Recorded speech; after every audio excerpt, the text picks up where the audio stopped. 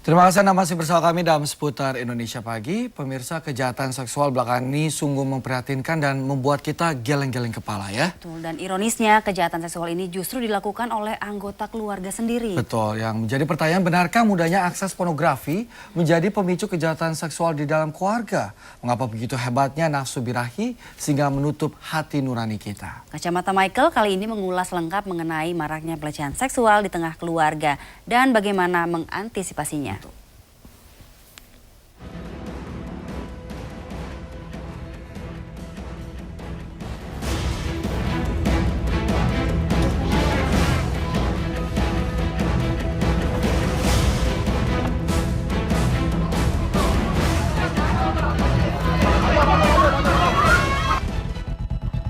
Pemirsa, di tempat inilah baru saja terjadi kejadian mengerikan di mana seorang kakek dengan tega mencabuli seorang bocah yang merupakan tetangga dari pelaku. Mungkin masih segar juga di ingatan kita di tempat yang tak jauh dari sini. Di awal Januari 2013, seorang ayah dengan tega memperkosa anaknya yang berinisial RI hingga meninggal dunia. Ini membuktikan bahwa anak dan remaja kita sudah tidak aman. Tempat, yaitu rumah yang seharusnya menjadi tempat ramah dan terlindungi, tiba-tiba bisa menjadi tempat yang paling rawan karena anggota keluarga atau orang-orang terdekat bisa saja tiba-tiba berubah menjadi monster yang mengerikan yang bisa mengancam kehidupan putra-putri kita. Yang menjadi pertanyaan, sudah sedemikian mengerikankah dorongan seksual hingga mengaburkan hati nurani dan kodrat manusia sehingga dengan tega bisa menyakiti orang-orang terdekat bahkan anggota keluarga mereka? Kacamata Michael akan mengulasnya untuk Anda.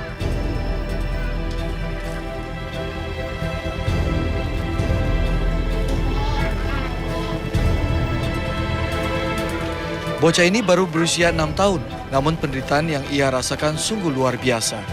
Ia menjadi korban perbuatan bejat kakek berusia 63 tahun. Di kamar si Abah lagi nangis, saya tanya, Wafa kenapa? Ini Wafa dipegang gitu dia. Langsung saya kaget kan dia.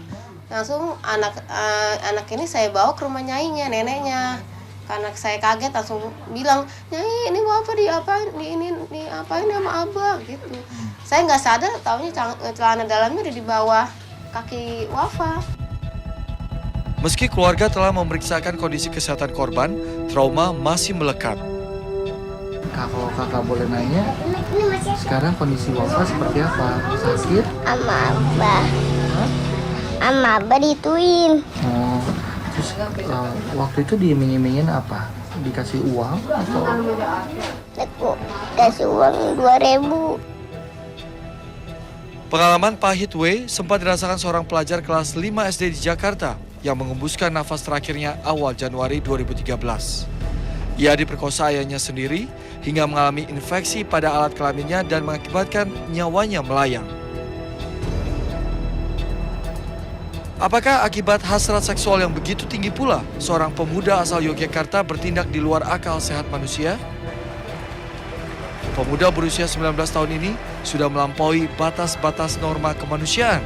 TI mencabuli ibu kandungnya sendiri serta 4 saudara tirinya hingga berkali-kali. Meski TI telah ditahan polisi di Polresta Yogyakarta, namun polisi terus memeriksa kejiwaan pelaku. Karena apa yang dilakukan TI benar-benar di luar akal sehat kita.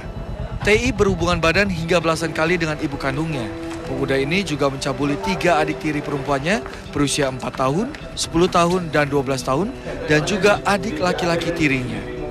Perbuatan cabul pemuda pengangguran ini karena tak kuat menahan nafsu seksualnya setelah melihat berbagai aksi pornografi melalui internet. Nafsu seksual tak terkendali juga membuat pelaku nekat menculik seorang bocah saat tertidur bersama orang tuanya di Pandeglang, Banten. Pelaku pun memperkosa korban di hutan. Kini korban masih dirawat di RSUD Serang, Banten dan mengalami infeksi pada alat kelaminnya. Tak hanya di lingkungan terdekat kita, sekolah tempat putra-putri kita menuntut ilmu pun bisa berubah menjadi tempat rawan.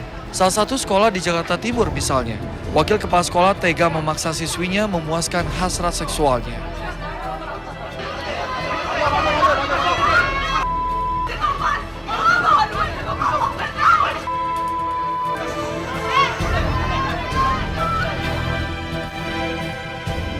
Berbagai peristiwa bejat dari pencabulan, pelecehan hingga pemerkosaan mewarnai hari sepanjang 2012 hingga 2013. Komnas Perlindungan Anak menyatakan tahun 2013 ini dinyatakan darurat pelecehan seksual terhadap anak di bawah umur.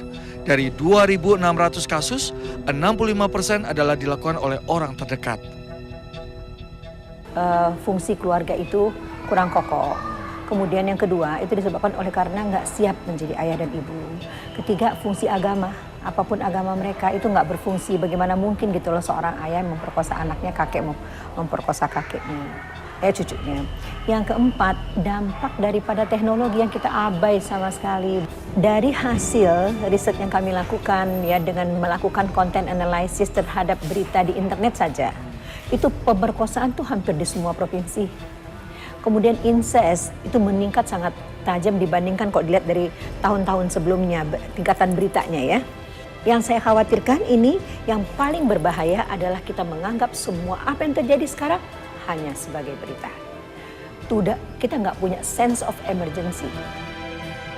Pemerintah punya pekerjaan rumah untuk membentengi dan terus mengingatkan masyarakat agar tidak terjebak serangan pornografi.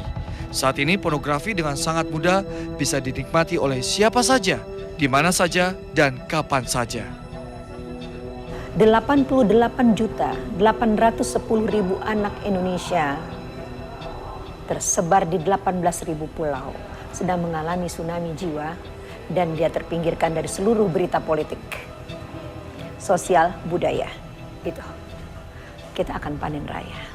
Dari tingkat lingkungannya juga kayak mereka mungkin pendidikan rendah gitu, bukan kita mendiskreditkan, cuma yang kenyataannya itu gitu loh. Dan mungkin juga ke teknologi juga kali, mungkin sekarang orang dengan mudah bisa melihat video porno segala macam gitu. Sebenarnya kalau misalnya memang dasar agamanya sudah kuat, kalau belum saatnya untuk membuka hal-hal yang seperti itu sih harusnya memang nggak dilakukan sih. Tapi kalau memang sudah pria beristri atau wanita bersuami mungkin wajar aja karena sudah ada pendamping. Tapi kalau di luar itu saya rasa kalau misalnya masih anak muda gitu ya ajak dalam apa sih ibadah acara kayak gitu-gitu ikut. Jadi supaya imannya tuh lebih kuat kayak gitu. Hal yang positif lah. Kalau menurut aku sih kayaknya kurang pendidikan sama kurang sosialisasi tentang norma juga. Pemirsa, ancaman pornografi memang senantiasa mengintai kita. Setiap orang bisa terjerat olehnya hingga tega melakukan hal-hal di luar nalar manusia. Jadi jangan pernah biarkan dan jangan manjakan nafsu jasmani mengalahkan hati nurani kita. Karena manusia adalah makhluk luhur ciptaan Tuhan yang memiliki moral dan budi pekerti yang bisa membedakan mana yang baik dan mana yang buruk. Demikian Kacamata Michael untuk saat ini. Kita akan jumpa lagi minggu depan dengan topik berbeda. Jadi simak terus Kacamata Michael. Betul-betul sangat memprihatinkan ya Michael. Betul. Ya. Mungkin khusus untuk anak-anak bisa diberikan pengertian oleh orang tuanya bahwa ada batasan-batasan sikap mana yang boleh, mana yang tidak boleh dilakukan oleh orang dewasa. Ya, terutama juga dalam mengakses internet. Agar tidak disalahgunakan oleh anak-anak untuk melihat hal-hal yang tidak selayaknya dilihat di usia-usia mereka. Betul, mungkin pendidikan seks di Indonesia selama ini tabu, mungkin bisa dimulai ya sejak dini ya. Mulai dengan hal-hal kecil. Dengan komunikasi. Dengan komunikasi yang tepat antara orang tua dan anak.